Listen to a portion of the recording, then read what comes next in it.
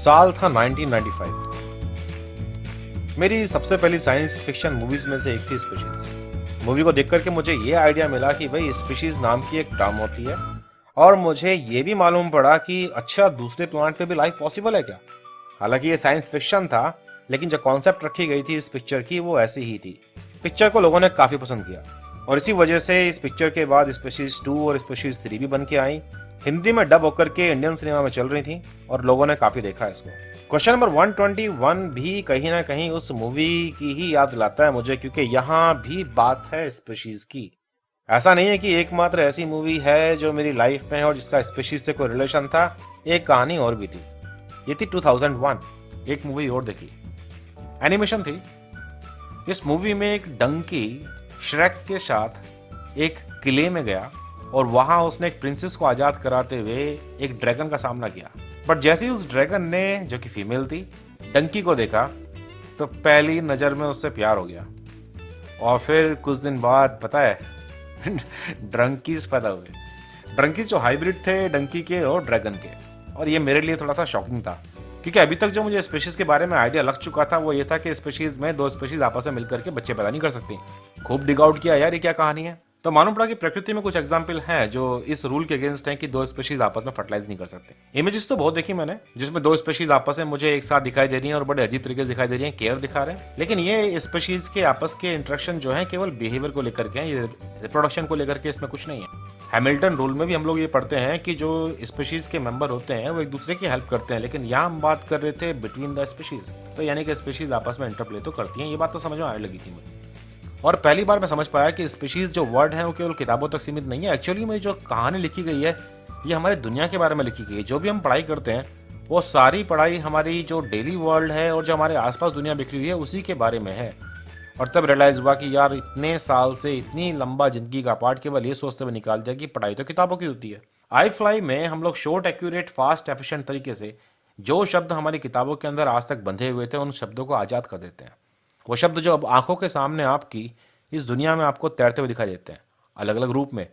और फिर ये वर्ड्स देख करके ऐसा नहीं लगता कि ये किताब की कहानी थी। ये कहानी तो वो है जो हमारी जिंदगी में बिखरी हुई है, और फिर पढ़ने का मजा ही आ जाता है।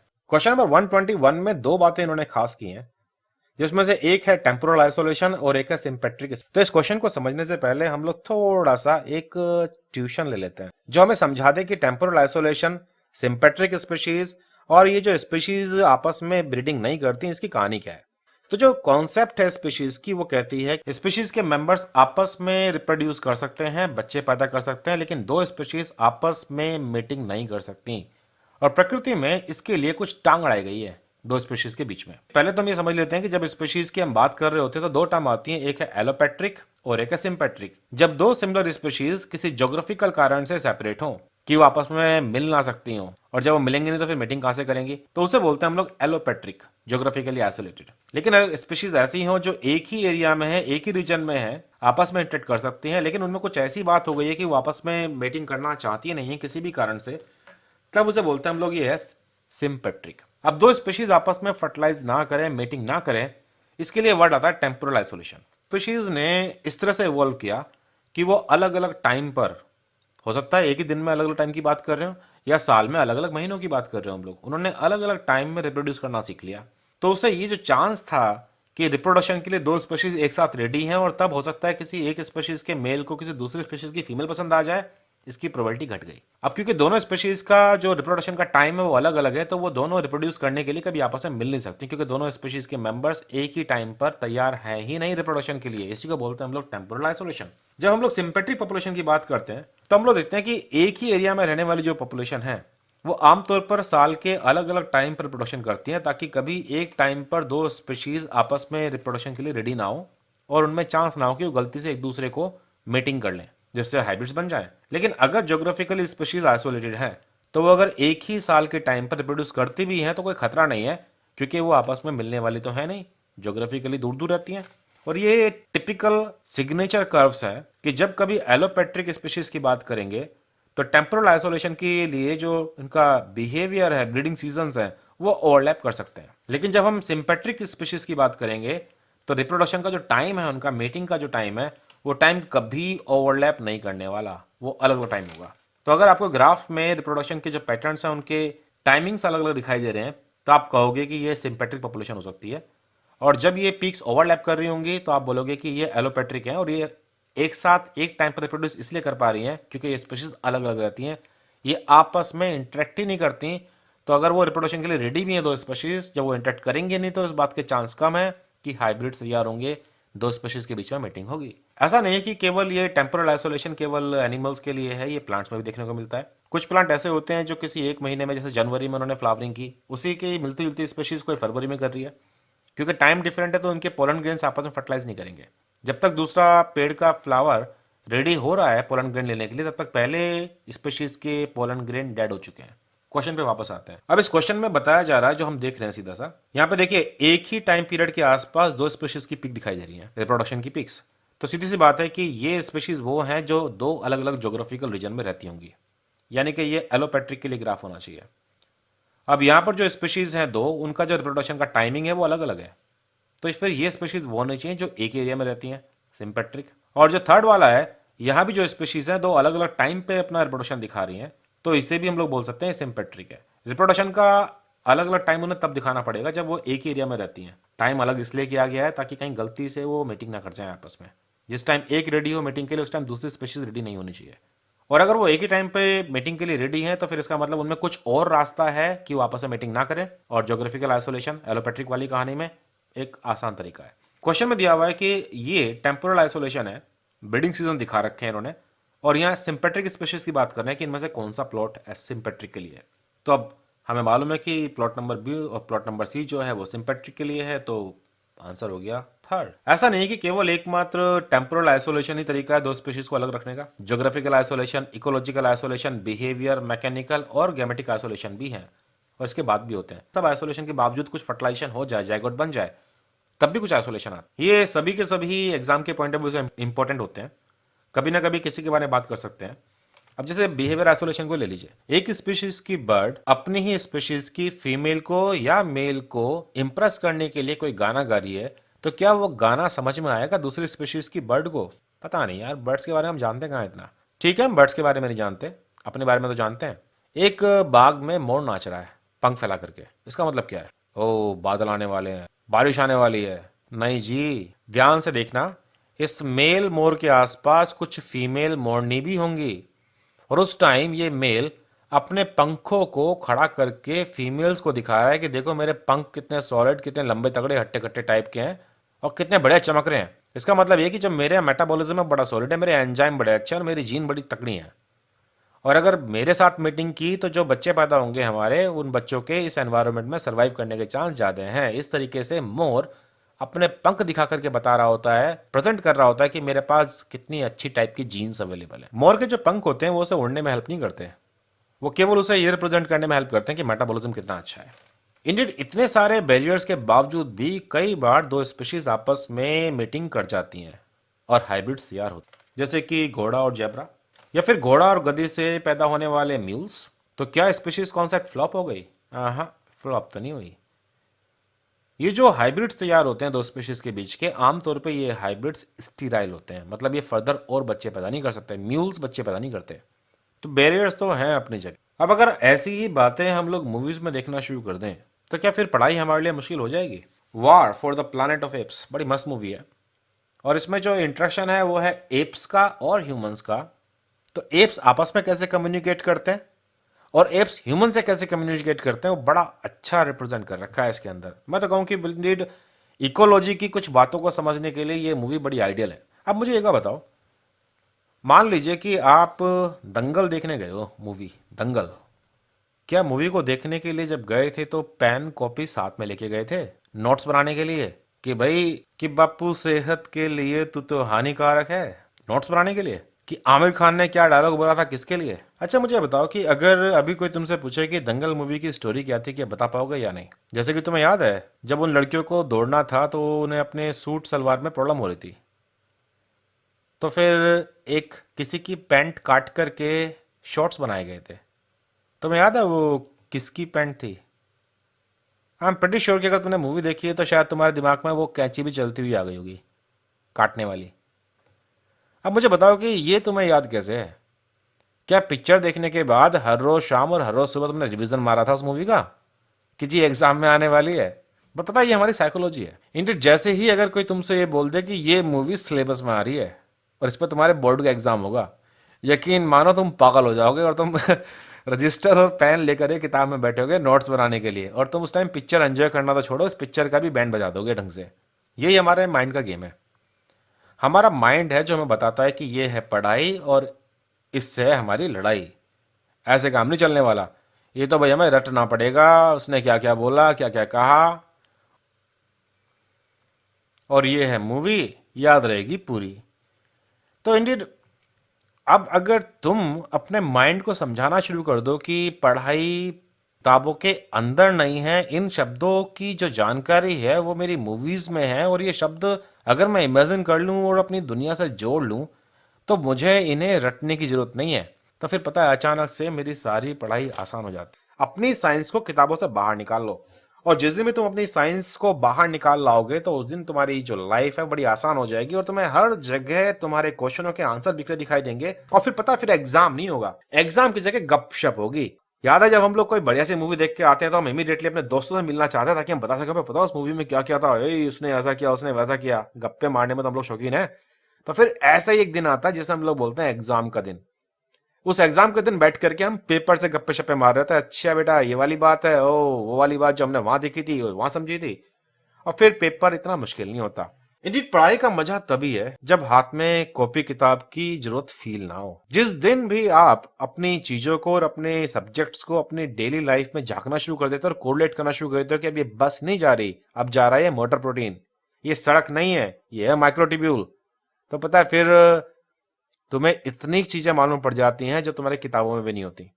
और फिर एग्जाम में जब क्वेश्चन घुमा करके आता है ना, तो फिर घुमा हुआ लगता ही नहीं है, वो लगता है ये तो एक सौ कॉमन सी बात पूछ रहा है जो उस मूवी की जो मूवी मैंने देखी हुई है। क्वेश्चन नंबर 122, ये मुझे याद दिलाता है मेरे बचपन के नेशनल ज्योग्राफिकल एपिसोड्स की। मेरे फेवरेट चीजों में से एक था नेशनल ज्योग्राफी। इंडियन जब भी मुझे कभी टाइम मिलता था या तो मैं मूवीज देखता हूँ कुछ एक, या फिर मैं न्यूज चैनल, या फिर नेशनल ज्योग्राफी और बीबीसी, याद है बीबीसी वन। और नेशनल ज्योग्राफी पे जो कॉमनली उस चैनल्स में देखने को मिलता था वो था शेर और शिकारी, शिकार भाग रहा है और शिकारी उसके पीछे। इंडियन जब क्वेश्चन नंबर 122 को देखता हूँ तो मुझे बहुत सारी बातें वहां से याद आती हैं जो मैंने टीवी में देखी हुई हैं। और फिर ये देख करके एक अपने आप में मजा आता है कि यार ये क्वेश्चंस तो ऐसे थे जो हम बचपन से करते आ रहे हैं। तब तो मैं बहुत छोटा था, तभी से भी मालूम था कि अगर जंगल में शेर ज्यादा होंगे तो हिरन के नंबर तो कम होने वाले हैं, और अगर हिरन कम हो जाएंगे तो फिर नो डाउट शेर के नंबर भी कम हो जाएंगे। और इस क्वेश्चन में वही बचपन की यादें ताजा हो रही हैं जो मेरे एग्जाम्स के लिए बड़ी काम आती हैं। क्वेश्चन नंबर 122, लेकिन क्या हम लोग इस क्वेश्चन को करने से पहले कुछ एक अपनी फाउंडेशन क्लियर कर लें? जैसे कि अगर मेरे पास कोई एक ऑर्गेनिज्म की स्पीशीज अकेले रह रही है, जैसे कि ये पी ओरिलिया करके एक स्पीशीज है जो अलग है, कोई कंपटीशन नहीं है, तो उसे जैसे भी ग्रो करना है इसे रोकने टोकने वाला कोई नहीं है। ऐसी एक स्पीशीज और भी है, इस स्पीशीज को भी रोकने वाला कोई नहीं है जब ये अकेले हैं। लेकिन जब ये दोनों स्पीशीज साथ में आएंगी तो फिर इन दोनों स्पीशीज के आपस में बीच में इंटरेक्शन कैसे हैं उसके बेस पर चीजें डिपेंड करेंगी। भाई हो सकता है इनके बीच में जो इंटरेक्शन हो वो अच्छा इंटरेक्शन हो और दोनों साथ साथ सर्वाइव कर जाए, या फिर ऐसा इंटरेक्शन हो सकता है कि एक स्पीशीज दूसरे पे भारी पड़ रही है, वो उसको जीने नहीं दे रही है और वो मर जाए, फेस आउट हो गई, इसमें से एनवायरमेंट में से गायब ही हो गई। तो इंडियड अगर इस ग्राफ को देखो तो यहाँ पे ये दिखा रहा है कि जो आपकी ऊपर वाली स्पीशीज है जो लाल रंग के बार से दिखाई गई है, इस स्पीशीज ने आपकी दूसरे स्पीशीज को कंपटीशन में आउट कर दिया है और अब वो पॉपुलेशन में नहीं है। तो फिर मुझे याद आती है नेशनल ज्योग्राफी वाली कहानी। अक्सर जब भी वो एपिसोड आते थे तो हम लोग वहां बातें सुनते थे कि जंगल के अंदर प्रे और प्रेडेटर की क्वांटिटी कितनी जरूरी है।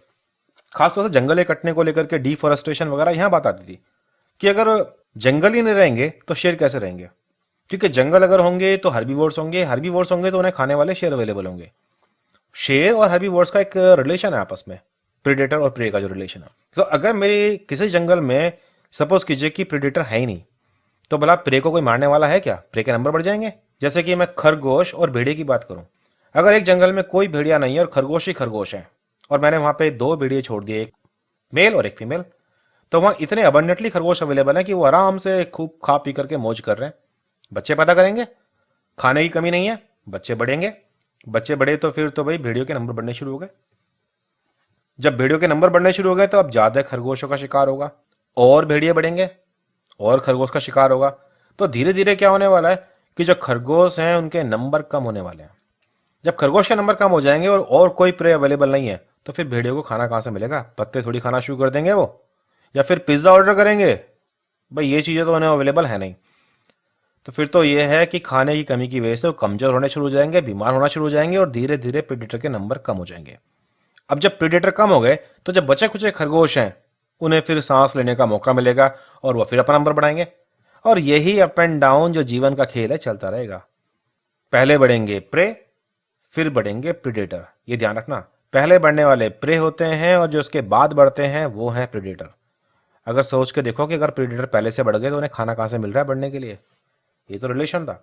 अब इसी चीज को अगर मैं क्वेश्चन में अप्लाई कर दूं तो स्पीशीज एम और एन के बीच में जो रिलेशन देखने को मिल रहा है वो ये है कि एम ने एन का बैंड बजा दिया, इस सिस्टम से आउट कर दिया उसको। एम और ओ के बीच में जो रिलेशन दिख रहा है, दोनों को एग्जिस्ट कर रहे हैं, दोनों को प्रॉब्लम नहीं एक दूसरे से। और जब मैं ओ और एन की बात कर रहा हूं तो मुझे यहां पे साफ साफ प्रे और प्रेडेटर का रिलेशन दिखाई दे रहा है, जो मैंने अभी ग्राफ के अंदर देखा था। अब पूछा हुआ है कि उन्होंने कौन सी लाइन यहां ठीक है इस बातों के लिए। तो जो पहली लाइन कह रही है वो कह रही है कि एन जो है वो प्रेडेटर कर रहा है ओ के ऊपर, लाइन ठीक है। नो डाउट जो मेरी दूसरा बार है, क्योंकि जो दूसरी पीक है ये पीक इंडिकेट कर रही होती है मेरे प्रेडेटर को, जो कि एन की लाइन है अगर आप नोटिस करो तो नो डाउट एन प्रेडेट कर रहा है ओ को। अब क्योंकि एन ओ को कर रहा है तो इसलिए एन जो है वो एम को भी कर रहा है, ये बोल रहे हैं। तो देख लो भाई एम और एन का रिलेशन, तो यहां तो एम है जिसने एन का बैंड बजा दिया, तो फिर ये वाली बात तो गलत हो गई ना। ऑप्शन नंबर 2 कह रहा है एन जो है वो कंपीट आउट कर दी एम ने भी और ओ ने भी। एम ने तो कंपीट आउट कर दिया, नो डाउट दिख रहा है मुझे ग्राफ में कि एम जब आया तो एन आउट हो गया, लेकिन एम एन और ओ में जो रिलेशन है वो तो प्रे और प्रेडेटर का है, उसमें तो एन है जो प्रेडेटर है, तो फिर ये वाली बात भी गड़बड़ हो गई। अब थर्ड बोल रहा है मेरा एन और ए पॉसिबली इनका रिलेशन प्रे और प्रेडेटर का, ये तो क्लियर हो गई बात कि भाई ये तो फैक्ट है। तीसरे नंबर का ऑप्शन बिल्कुल बढ़िया लग रहा है। फोर्थ बोल रहा है एम और ओ एग्जिबिट करते हैं प्रे और प्रेडेटर। अगर एम और ओ प्रे और प्रेडेटर के होते हैं तो कभी सुना है इस बात को कि जंगल में जैसे जैसे शेर बढ़ते जा रहे हैं वैसे वैसे हिरण के नंबर ही बढ़ रहे हैं? नहीं भाई, तो ये रिलेशन नहीं है। तो ऑप्शन नंबर थर्ड है। अगर इस क्वेश्चन का आंसर तुम्हारा गलत हो जाए या मुझसे मैच नहीं कर रहा, दिल छोटा करने की जरूरत नहीं है, लेकिन एक पहलू दूसरा भी हमें ध्यान रखना है कि अगर हम गलत हैं तो फिर हमें अपनी इंफॉर्मेशन को इंप्रूव करना है। एग्जाम तो जा चुका, जो एग्जाम जा चुका है उसको लेके आप पछताओ मत और टाइम भी खराब मत करो। अगर तुम आज अपने एग्जाम के रिजल्ट को देख करके अपने नंबर काउंट करके अगर तुम परेशान हो रहे हो तो परेशान होना छोड़ दो। सोच के बताओ कि तुम्हारी परेशान होने से होगा क्या? जो एग्जाम जा चुका है क्या वो एग्जाम सही हो जाएगा? क्या हर रोज करते करते एक एक दिन और नहीं जा रहा उस परेशानी में? क्यों हम लोग अपने शरीर का नुकसान करेंगे? क्या मेरा दुखी मन मुझे काम करने के लिए बोलेगा? तो एक काम करो, तुम शेर बन जाओ, शेर। और इस बार ठान लो अपने आप से कि इस एग्जाम में मैं शेर होऊंगा और क्वेश्चन पेपर के अंदर बैठे हुए क्वेश्चन सारे हिरन और खरगोश होंगे, और जैसे ही मैं बुकलेट खोलूंगा वहां से वो मुझे देख करके भागेंगे, कमरे के अंदर कोना तलाशेंगे, मेजों के अंदर छुपेंगे, बट मैं ढूंढ ढूंढ के निकाल निकाल के उनको खा जाऊंगा। शेर बनने के लिए तुम्हें शेर की तरह सोचना पड़ेगा, एटीट्यूड चेंज करना पड़ेगा। ये कोने में बैठना छोड़ो, खड़े हो जाओ, डिसाइड करो कि ये आ गया जून का एग्जाम, कब तक वेट करोगे उसका? जो गलतियां हम कर चुके हैं कर चुके हैं। हम रिस्पॉन्सिबल शेर हैं, अपनी गलतियों से हम सीखेंगे। पता है जो जंगल का शेर है, जो असली शेर है, वो शेर भी 10 बार शिकार करता तो 10 बार उसको शिकार नहीं मिलता। बहुत बार ऐसा भी होता है कि उसके हाथ से शिकार निकल जाता है, वो समझ नहीं पाता उसको कि कैसे उसको मैनेज करना था। तो हम लोग के साथ भी एक कॉमन है, अंडरस्टूड है, गलतियां होती हैं हमसे, बट समझदार इंसान वो है जो उन गलतियों को सुधारे और इमीडिएटली खड़ा हो जाए दोबारा से। ये जिंदगी का नियम है। क्योंकि हम ज्यादा पढ़ लिख गए हैं तो हम बहुत सोचने लगते हैं कि यार तो बेकार हो गया, ये हो गया, फलाना हो गया। शेर नहीं सोचता कि उसके हाथ से अगर हिरन निकल गया तो वो बेचारा सिर पकड़ के नहीं बैठ जाता, ओ तेरी यार आज तो हिरन छूट गया, अब तो मेरी जिंदगी बेकार होगी, अब मैं क्या करूंगा। अगर मुझे शेर बनना है, गलती की, ओके हो गई गलती, सुधार लेते हैं आगे वाले काम में और काम करना शुरू करते हैं। हम लोग पछताएंगे नहीं। याद रखना, एटीट्यूड तुम्हारा ही सब कुछ है जो कुछ काम करेगा। या तो पॉजिटिव चुन लो या नेगेटिव। पॉजिटिव चुनोगे तो रिजल्ट आएगा आगे, नेगेटिव चुनोगे तो टाइम निकलता जाएगा और प्रेशर बढ़ता जाएगा अपने मन के ऊपर। निराश मत हो। iFly की टीम तुम्हें यह सिखाने के लिए हमेशा रेडी बैठी है कि जो तुम्हारी कमियां थी उनको दूर कैसे करना है, कैसे अपने आप को इस लायक बनाना है कि जो गलतियां इस बार की थी इस बार वो गलतियां नहीं करनी। हम लोग हमेशा तुम्हारे साथ काम करने के लिए तैयार हैं।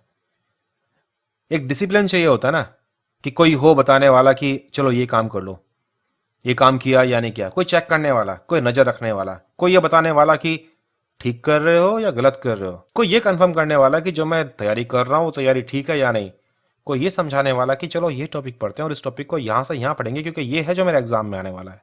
iFly की टीम आपके साथ हमेशा खड़ी रहती है आखिरी टाइम तक, जब तक कि आपका एग्जाम ना हो जाए और आप कामयाब ना हो जाओ। जहां जहां भी आपको जरूरत पड़ती है, जहां जहां भी आपको हेल्प पड़ती है, हमेशा आप पाते हो कि आपके पीछे कोई खड़ा हुआ है जो आपको देख रहा है और वो नजर रखे हुए आपके ऊपर कि आप काम ठीक से कर रहे हो या नहीं कर रहे। जब आप कामयाब होते हो तो हम मुस्कुराते हैं, और जब आप गिरते हो, परेशान होते हो, तो एक हाथ तुम्हारे कंधे पे आ जाता है ये बताने के लिए कि तुम अकेले नहीं हो। जो भी तुम्हारी गलतियां हुई हैं हमने देख ली हैं, वो गलतियां क्या हैं, उन गलतियों को सुधारेंगे, सही करेंगे और हम अपने रिजल्ट को क्लियर करेंगे। हम में कैपेबिलिटी है। जो भी कोई एग्जाम क्वालिफाई करता है ना, नेट का एग्जाम, गेट का एग्जाम, वो कहीं ऊपर से निकल के नहीं आता। हम तुम में से ही है। बस वो जिसने समझ लिया है चीज को, जिसका एटीट्यूड काफी पॉजिटिव था, तो बस हमें अपना एटीट्यूड चेंज करना है, अपना फोकस चेंज करना है, एक डायरेक्शनलिटी चाहिए। iFly का वही काम है। iFly की क्लासेस आपको स्काइप पर और व्हाट्सएप पर मिलती हैं। क्लासेस बहुत आसान हैं, बहुत अफोर्डेबल है, और इंडीड ये वो क्लासेस हैं जो आपको पढ़ने की सोच ही बदल देंगी, चीजों को देखने का नजरिया चेंज कर देंगी, और वो नजरिया जो एग्जाम के लिए बहुत इंपॉर्टेंट है। आज की डेट में इंपॉर्टेंट ये नहीं कि तुम्हें रटना कितना है, क्या क्या रट रखा है तुमने। इंपॉर्टेंट ये है कि क्या तुम्हें सब्जेक्ट की अंडरस्टैंडिंग पता है, क्या तुम्हें पता है कि बेस में क्या था। अगर इंफॉर्मेशन को ट्विस्ट कर दें तो क्या तुम उसको अप्लाई कर सकते हो, क्योंकि मत भूलो इस एग्जाम का नाम है नेशनल एलिजिबिलिटी टेस्ट। एलिजिबिलिटी किस चीज के लिए?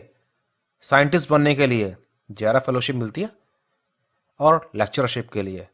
तो लेक्चरर बनने के लिए या फिर जूनियर रिसर्च फेलो बनने के लिए कुछ तो दिमाग होना चाहिए जो इन्फॉर्मेशन को यूज कर सके। वही तो काम iFly का। iFly की एक्सपीरियंस फैकल्टी आपको सिखाती है, समझाती है कि कैसे हम इन्फॉर्मेशन को हैंडल करें, कौन सी इन्फॉर्मेशन कितनी इंपॉर्टेंट है। ये क्लासेस बहुत अफोर्डेबल हैं, सप्ताह में कुछ दिन होती हैं, लेकिन ये आपको सातों दिन एंगेज रखती हैं। iFly हमेशा ये इंश्योर रखते हैं कि आपकी तैयारी फास्ट, एक्यूरेट, एफिशिएंट मेथड से हो, कि आप अपने एग्जाम को जल्दी से जल्दी क्लियर कर लो। क्लासेस ज्वाइन करने के लिए आप मुझे मैसेज कर सकते हैं 9013902981 पर। हम लोग कॉल करेंगे और समझाएंगे कि आपको क्लासेस के लिए क्या क्या करना है, कैसे कैसे करना है। अगर ये वीडियोस पसंद आ रहे हो तो यूट्यूब पर लाइक करना मत भूलिए, चैनल को सब्सक्राइब कीजिए बड़ी सी घंटी के साथ, और शेयर कीजिए अपने दोस्तों के साथ, फेसबुक, व्हाट्सएप और जहां तुम्हारा मन करे। और जानकारी के लिए iFly नेटगेट वेबसाइट को विजिट कर सकते हैं, या फिर आप मुझे मेल लिख सकते हैं saplingeduTech@gmail.com पर। iFly आपकी लाइफ में कैटलिस्ट की तरह है जो अब आपको सिखा रहा है शिकार करना, शिकार क्वेश्चनों का, क्वेश्चन और एग्जाम्स का जो आने वाले हैं आने वाले टाइम में। और इस जंगल के रूल में याद रखिए, जब iFly है आपके साथ तो डरने की कौन सी है बात। Thank you.